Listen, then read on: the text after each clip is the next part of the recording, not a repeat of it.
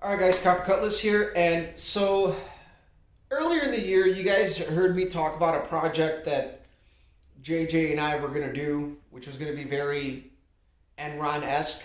I think we have a thing for doing stuff like that. I think it's fun. There's a certain element of suspense that I think everybody kind of enjoyed with that build. It did come down to the wire, and it was very much later on in the year. So let's see. We started on that. It was the weekend of my birthday that I put out the call on Facebook if somebody wanted to partner up, because at that point I decided that the big block I had was not destined for a long life. It was going to be something that we were going to put in something and put in a grudge car or go do something. And JJ mentioned that Red 64 that he had bought that he didn't end up doing anything with, that he ended up selling back to Dave. And by I mean, like, he didn't end up doing anything with it. He just didn't. It didn't work out, and Dave wanted his car back. So, Dave wanted old Red back. Enron. So, Dave, your car's name is now Enron forever. Don't care. So, so here we go. It's a four-door 84 Cutlass. I call it the cream granny panty machine. Or the what is it? The granny panty cream machine. I got to get it right. Again, I have a thing for naming cars and projects just odd shit. So we intended to do something cool with it and get it out to the track just for fun. No big goals. And JJ's got some money tied up in it. The whole idea was to kind of split it down the middle, and then I kind of backed out, and it didn't really kind of work out. But he's got an 8.5 rear for it. And for now, I think his goal is to make that a nice little driver. He's got a 307 for it. And if it does happen, what's going to happen is, so I got a few contingent ideas. And it's going to be very kind of roadkill. So, idea number one. I'm going to end up finding a Turbo 350 and putting one together for that car with like a ship kit, extra clutches, just the basics, stuff that I've done before, and I can do that here. I'm not going to farm out the transmission like last time. Not that that was bad, that just didn't work out. We ended up killing that transmission, which actually the builder bought it back because he needed a good core, and he was curious as to what happened, and I actually should reach out to him and figure out exactly what happened with that thing. So I would end up building like a Turbo 350 for it, and I already paid JJ for it. I bought a 73 350 with a smoked, well, he didn't say smoked, but there was bearing material in the oil because the carburetor was dumping excessive fuel and it washed out the oil, but it still had oil pressure the day it was parked. So I have spare cranks. That's not an issue. And the idea is if I build that 350, it'll be very much the same engine that's actually in the Bonneville. It'll be a 9-to-1-ish 350 with, I have a pair of 7 heads back there that are good, buried back there between the cranks and the block. You can see it back there, and a pair of heads right there. So I got a pair of 7 heads, 7A heads. They're all pretty much the same. And if you do the right components, you can get like 9-to-1, put a little 260H comp cam in there, very much the engine that's in here, very much the same engine that's in my buddy Eric's Cutlass. Or our buddy Dave Worthington has a 403 with a smoked crank, and we can build, I actually really would love to build a cheap 403, whether it be for me or for that car. Whatever it is, I'm putting something in that four-door if it works together. I also, if I can find a 30 over block, I still have those pistons I took out of this engine, which aren't bad. I just decided to do new pistons because I don't mind if an engine goes south. I just kind of didn't want it to happen with this engine because I want this engine to be on the good foot. So I decided to, those pistons are good for something else, just not for this. So we do, we still got the flat tops. And I think actually this, no, you see, this one has typical scuffs. These are good. I won't get too far into that shit, but there's that. We can do a 30 over 350, get like 9.5 to 1 compression. I got various selections in camshafts, and we got something to accommodate that. Now, I have the RPM intake, which I will set aside for either or build. I'm going to end up using the Victor manifold and the solid lifter cam for this engine. Now, option number 3 is to literally just take the engine, which looks beautiful, and the transmission out of this car and stick this entire running gear into that car. This engine in my olds ran a best of a 1387 through the mufflers at about 3,600 pounds with a 373 gear, which the 8.5 that he's got for it, I believe, is a 373 gear. And this would be perfect for that. And it would also be motivation for me to do an LS swap in this fucking thing, because you know what? I would like a modern engine in this car. And this car is like, whatever. It's a cruiser. I want a road trip car, and it's kind of been a dream of mine to do an LS swap on something.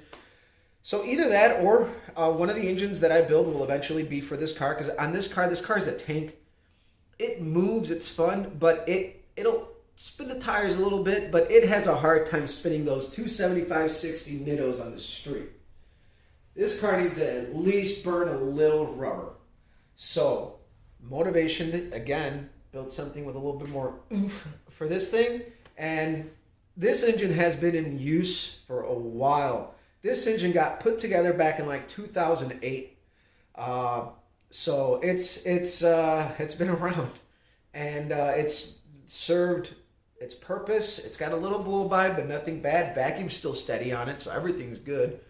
I think the blow by is the lack of the PCV setup on this car, but either way, that would be plan number 3. I got 3 options, and I told JJ, I'm in as long as we have time, and as long as you guys would see that as a viable project, which of course you guys are going to say it's a viable option, you know, for a project. Everybody wants to see a shit show. But the whole idea is that we kind of talked about this, and we want to do kind of a roadkill thing. We spend a full weekend. We'll start Friday evening, and we'll hit the track Sunday. We'll do our engine swap and everything, because he, as far as I understand, he's going to make it a driver and just get all the quirks worked out. And then when I'm ready, I'm just going to show up there with my gear. We're going to swap stuff out, figure out the quirks, because yeah, you can swap engines from one to the other, but you're going to have quirks, you're going to have tuning, you're going to have a couple little things, and it's a fair amount of work. You know, call it like, if you guys have watched Roadkill, like the Crusher Impala, they took the gear out of the Crusher Camaro, they put it into the Impala. It's kind of somewhat like that. They already had something, they already had a car. Well, that's kind of, I think, what we're going to end up doing if it works out that way. So on that end, it's a cool car. I love it. It's a 4-door. He wants to keep the rallies. I'd be willing to put plain black Steelies on there with white walls on the front, and I'm going to have spare tires this year because I'm changing all of my tire combinations for the old. So we're going to have skinnies, Mickey Thompson skinnies, and drag radials. I'm going to a bias ply next year and a different front tire for racing purposes. So we're going to be set up in that department to do something fun. And, well, again, we don't know if it's going to happen. My idea is that we would have to have our ducks in a row by the end of spring. I'm taking in a project here, which you guys will see when it's here. And my plan is to have it done by late spring. I can bring this car back, pull the gear out of it, shove it up all the way against the wall, and it'll be parked all summer because we don't really drive this car a whole lot. As much as we should. I did actually drive it quite a bit this year, and it is quite a nice driver, but you know what? I kind of do feel bad that JJ and I came up with a plan and we had something set in place, and really, I've gotten a lot of life out of this engine, and, you know, I told him, you know, I'd take a hit on it as long as, you know, it'll help you sell the car and we can have some fun with it. Because to me, you know, we put money into Enron, and at the end of the day, I don't care what I spent on that thing. I had a lot of fun. That was a really fun project, and you guys can go back and look at videos from Project Enron. That was a real fun project. So we'll let you guys go. JJ made videos. You guys will get to see the car. He's going to talk about it. I'm going to get everything together. So share, like, subscribe. Follow me on Instagram as Copper Cutlass if you want. I do a lot of random posts, not car stuff, jokes, work stuff. You guys will probably get to see a lot more of my work on Instagram.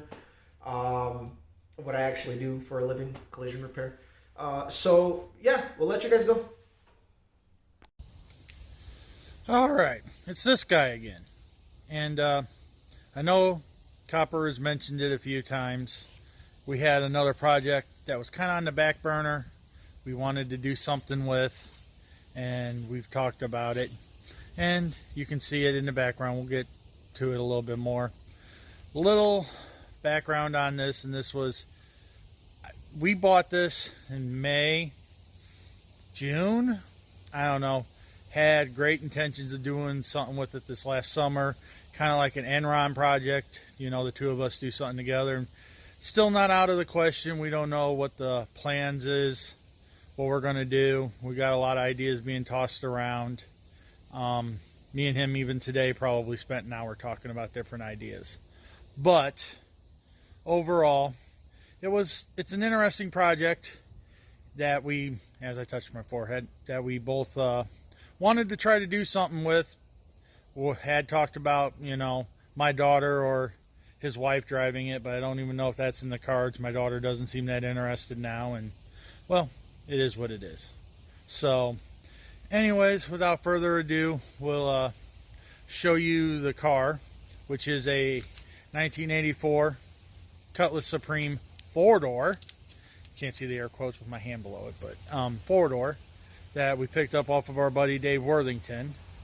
And let me turn the camera around and we'll talk about it some more. Alright, here she is in all her glory. It's not too bad a shape. There's not much rust on it.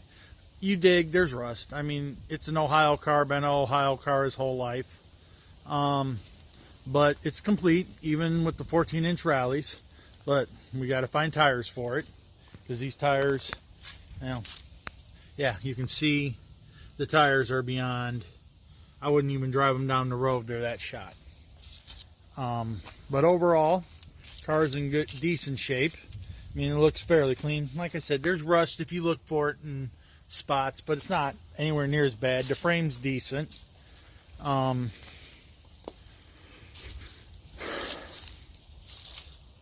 It's there. It is, you know, a 1984, like I said, Cutlass Supreme 4-door, which I don't know why they did them the way they did. They look different, you know. The grills, everything else are different on these than they are on the regular Cutlass Supreme. But I think that was to keep them separate from the other cars. Mr. Worthington had a 350 trans in this, and him and a friend of his had fun with it, and then it sat, and he pulled the motor out for another car. But you know, the engine bay is nice and big on these. You can put just about anything you want. Big block Olds, small block Olds, big block Chevy, small block Chevy, LS. Possibilities are endless. I honestly don't know if anybody shoved a Cummins in one of these yet, but I could be wrong. Anyways, that's the underhood, typical underhood. Needs a little love, a little cleaned up. Needs all that computer garbage thrown away, but that's another subject. But column shift is still there, power steering pump. You know, nice deal there. We did pick up a 8.5 10-bolt G-body rear end for this car. It's supposed to have 373 gears in it and a posing unit. So this is a future upgrade to the car, but we'll get to that in a little while. The car right now has a 7.5 10-bolt 241 gears. I don't know if it's posi or open. I honestly don't know, because we got that. The interior on this beast is 1980s. Nice plush seats. You know, the dashboard. The car needs a good clean. Can't really see it through the windshield, but the dashboard's actually in really good shape. Ow! Car. I mean, no cracks. Car's, like I said, it's clean. The interior's clean. Ignore the PTC converter. That's a box for my converter I loaned Dave. It's really high stall converter that won't be going in this car. But we left the gauges in here. Got a nice tack in here. Radio works, or so I'm told. Just a lot of way to fix the check engine light. Works every time. But like I said, it's not a bad looking car. Headliner, typical 80s headliner, but that's fixable too. Don't really know how far or what we're all going to do with it. I know I'm terrible with the camera. All right, let's go check out the trunk, because we got a bunch of parts with this thing too. Bought the car. Oh, that's a loser. Bought the car. Bought the transmission that was in the car, Turbo 350. It worked, obviously. Car ran and drove. Headers came with it. Radiator with fan. G-force. Cross member. I believe it's a G-force. It's either a G-force or it's a Jags. One or the other. Dave said he had one of those and one of the other, so it's one or the other. Yoke slipped out a little bit, but there's the converter, the stock converter. You know, motor mounts. Just a bunch of extra stuff to come with it to aid in putting it together. All right, we got exhaust with mufflers to the headers. Got boxed, well, they said boxed, but they're open. Lower control arms with the sway bar out of whatever the 8.5 came out of. All right, well, you guys have seen the car now, seen some of the parts, inserted videos from other parts, you know. Exhaust came with it. Did get the dry shaft. That's actually not pictured. That we thought about after the fact. Oh, we need the dry shaft for it. So we got pretty much a lot of the loose ends to put it together. I have one of the many things and ideas and bad ideas that we've talked about. I have a 307. It's either in an 86 or 87 Caprice wagon. I don't remember what year it is, but it's a running 307. And for my opinion, stage one or project one, or however you want to, we're going to look at this. I want to put that motor in with the transits in the trunk and put the car together, make it run and drive. We got to do rear brakes, because even the rear end that's in this car has no rear brakes on it. There's nothing there. No drums, no shoes, no pads. And then the rear end we got, same story. You know, I don't know how to switch from selfie or not. Both of them look just like that. So, but stage one is 307. My opinion, stage one. Copper may have a different opinion. We both have different variations of what we want to do. And 307, Turbo 350, 7.5 that's in it. Run it, get it running and driving, get the bugs worked out of it. And then from there, we have that 73 350 that he mentioned in one of his other videos the other day, that's sitting in my garage right now. We got another 71 350 we picked up we don't know anything about. He's got another motor he's talking about. Just a lot of variations, but want to start somewhere, get it running, get it driving, and then decide, are we going to do a more build to it? Are we going to just put it up for sale? Because like I said, we originally bought this car, I believe April, May, maybe June, I don't know. But we were supposed to go get this car, and me and him still haven't been able to get together for, you know, a day to go get this car. I finally I'm going that way, I'm going to bring it home. So it's finally home after sitting in the same spot. But it's home. Want to do something with it. You know, don't know how the weather's going to hold out this year. We'll be able to drive it yet this year, or if we're going to have to wait till next year. we'll see. But I got my opinions. I don't know. He's got his. Like I said, we all got different and a bunch of different ideas and different, in my opinion, different stages. You know, get it running and driving. Maybe throw the rear end in it after that because it comes with the sway bar on the control arms. You know, box control arms. Maybe find some adjustable uppers, better springs. You know, there's all kinds of different ways you can go with this. But it's a start. It's a cool little car. I like the car. Don't need the car. I like the car. Needs a good cleaning. Needs a good little bit of everything. Like I said, main needs tires. Needs just a lot of little TLC. So I'm going to let you guys go with that. And we'll go from there. Talk to you guys later.